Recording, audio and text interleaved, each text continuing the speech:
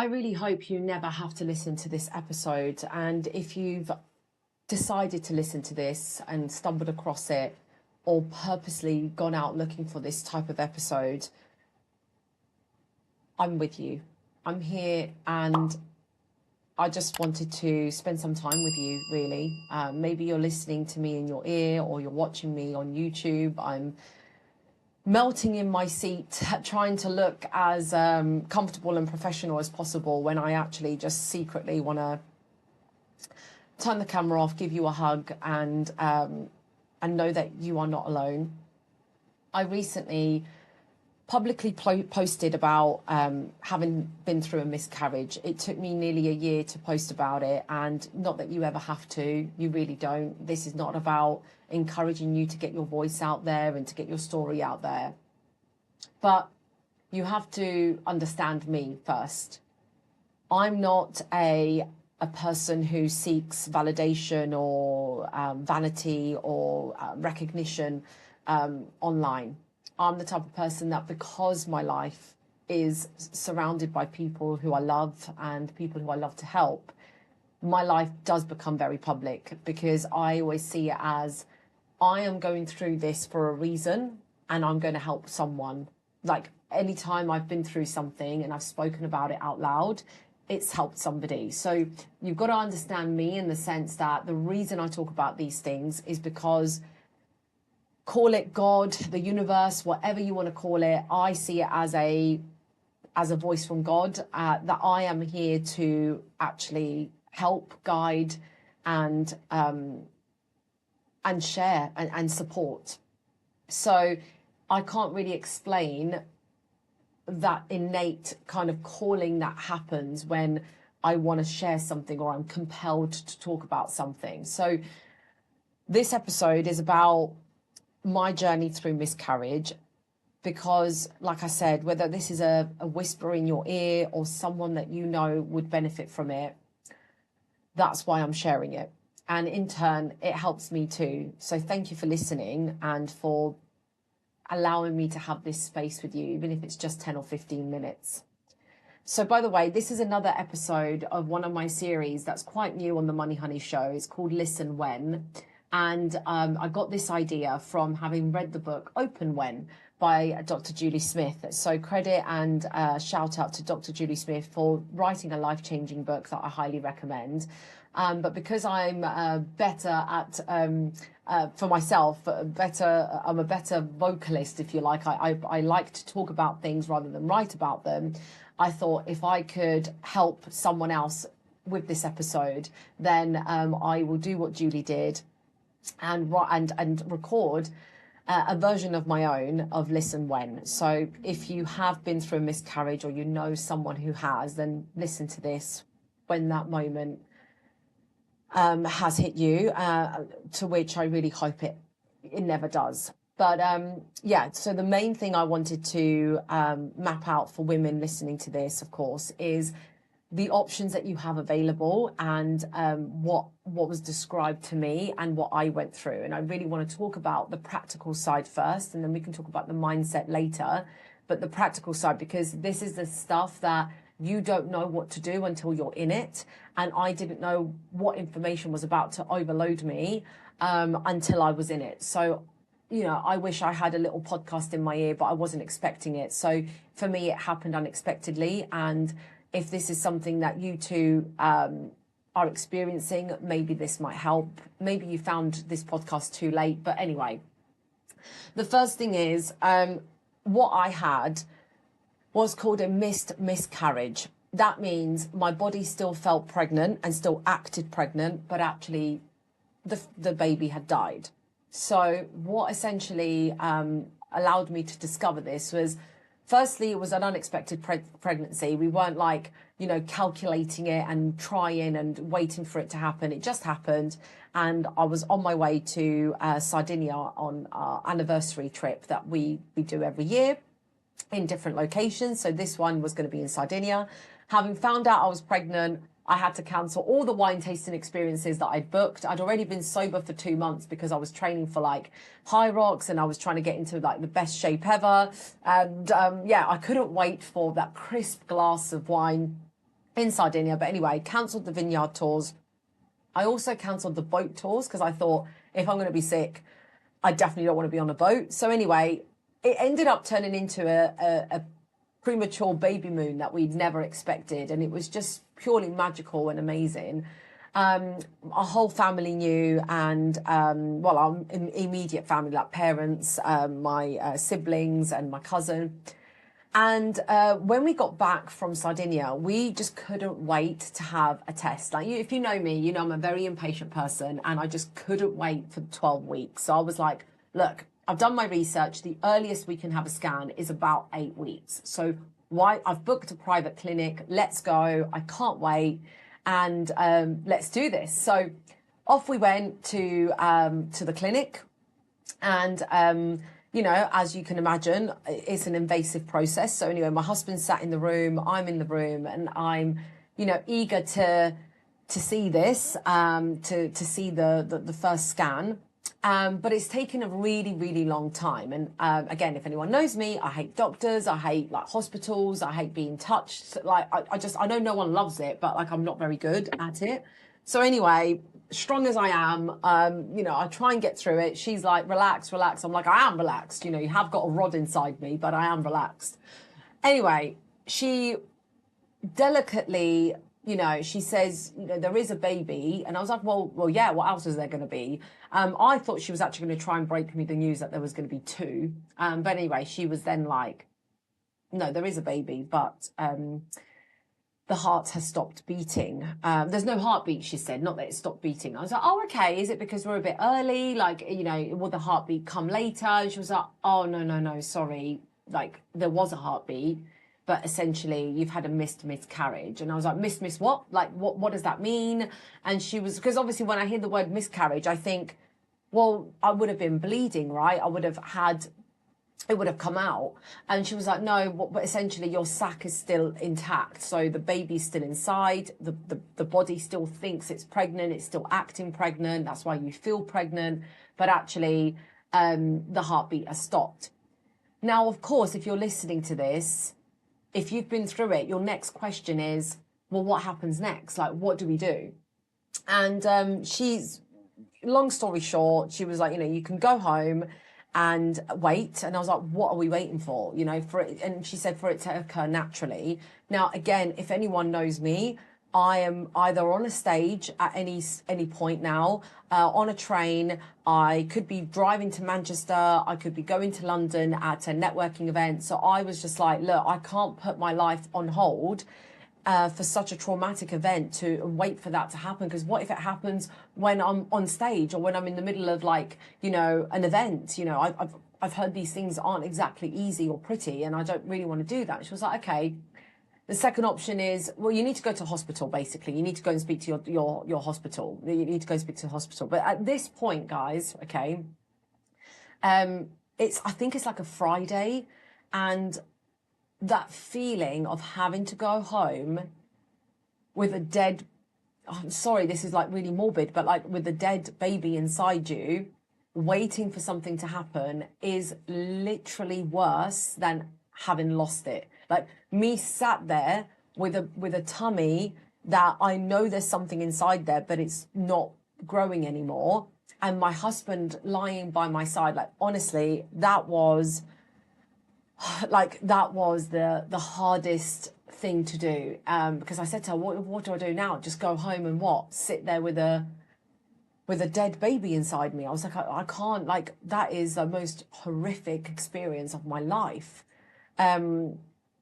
So anyway, I can't remember how I booked to go to the doctors. If I can't, like, all those days blurred into one. But before I know it, I am pushing my way through the NHS, right? I'm like, I am not staying another day at home, because I think I at least had 1 or 2 nights at home where nothing was happening. And I said to the hospital, I was like, I am coming in right now because we need to do something about this. I can't sit at home waiting. This is really affecting me. My mental health, like, I'm not feeling good.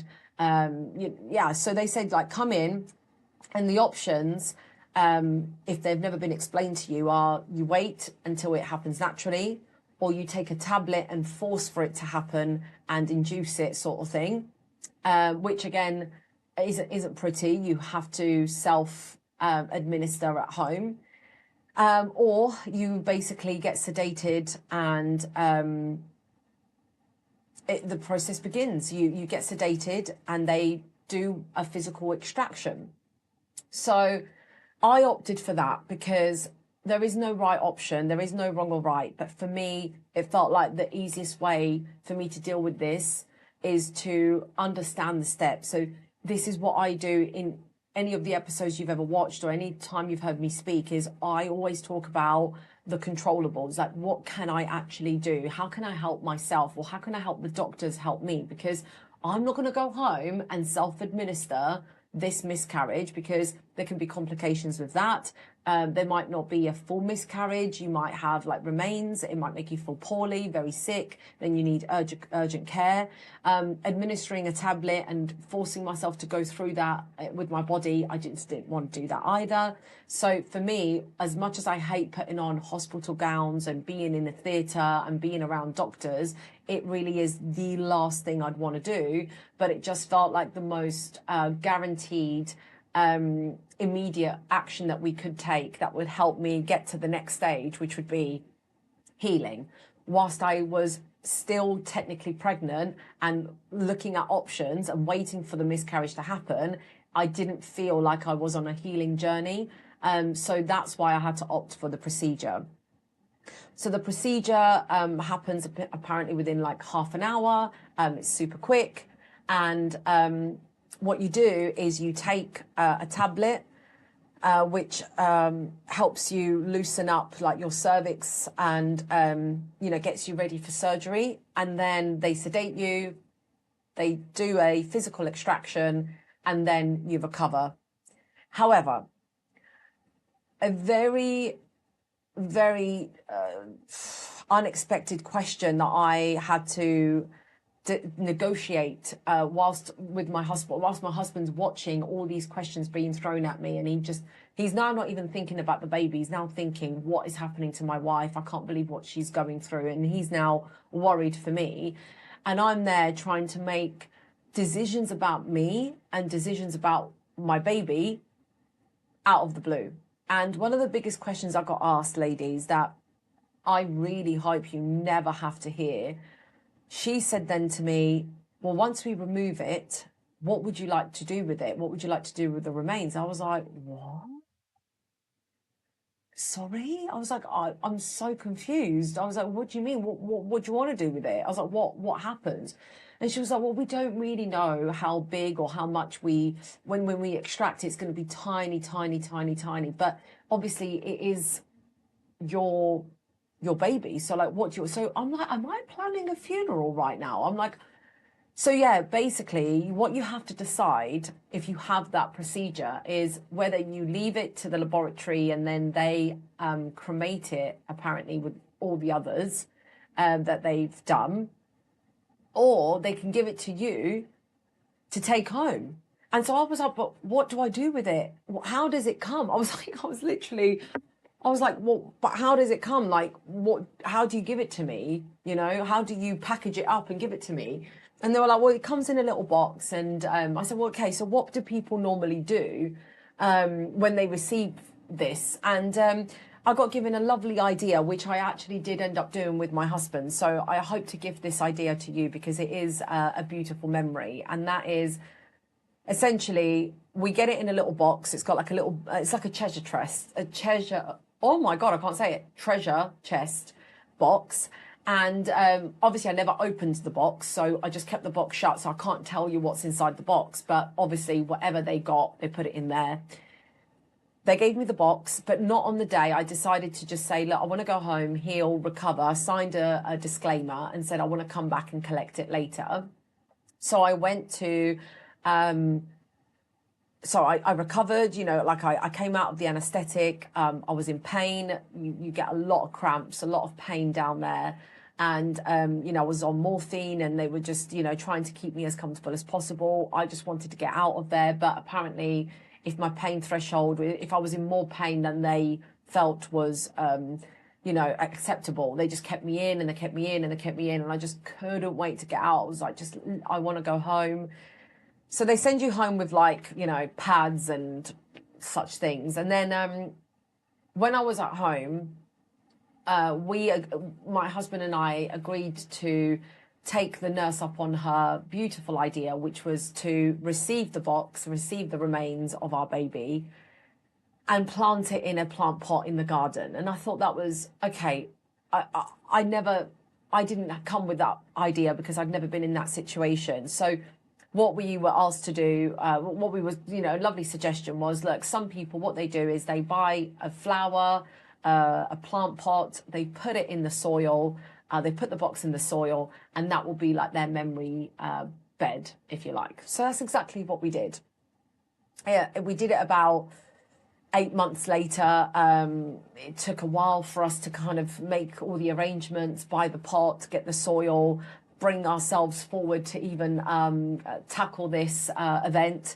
But what we did was we took the box to church and we had it blessed by the priest.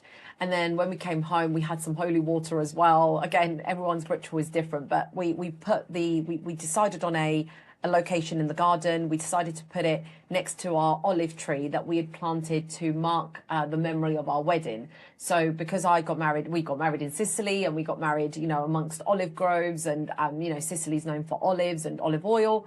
We planted an olive tree in our garden when we got married. So we decided to put the plant pot next to that olive tree, near us too, as a symbol. We got the soil, we got the flowers, and actually, do you know what I planted? So I was looking for forget-me-nots. They're like blue flowers, and it's called forget-me-not. But apparently for bereavements and deaths, you should plant rosemary. But then I thought, no, I don't want the smell of rosemary to be associated with like my meals, because I really like eating rosemary herbs.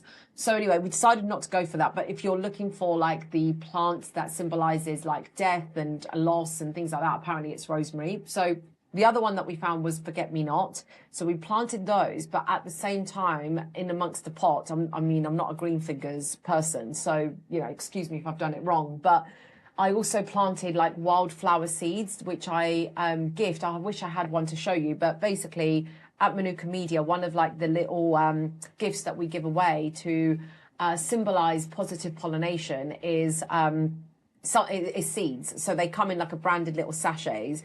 And we planted those because, again, as a symbol of, we hope that this situation positively impacts or helps somebody else or helps us. And we also loved I think it was Mylene Klass in her podcast that really helped, which was the science behind the DNA of your baby. So something else that really helped me was knowing that my baby is never lost, is that the DNA of that baby and the chemistry of that baby forever lives inside the mummy's tummy and inside the mummy's like DNA, and it actually gets passed down to the next child. I mean, I don't know the ins and outs, but I really liked that symbolism of that chemistry and that bond that you have with your baby scientifically lives on forever. So we planted it in our garden.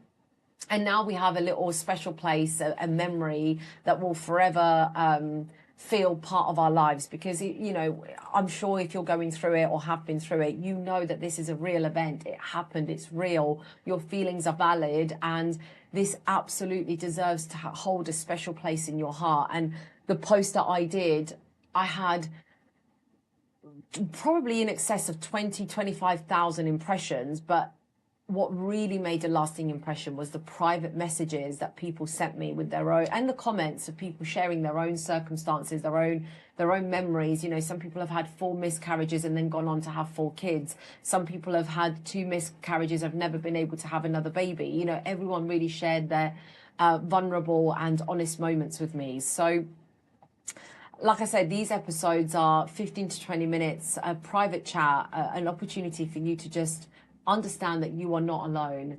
And if this episode did help you or anyone else, of course, do share it privately with someone that you think might benefit from it. But as always, if you feel lonely, if you feel like you want to chat, I am here. I can't help or give like medical advice, but if there is any consolation in having a quick chat, you are welcome to reach out. I just hope you never have to. And I'm sending you all my love. Thank you for being with me here today.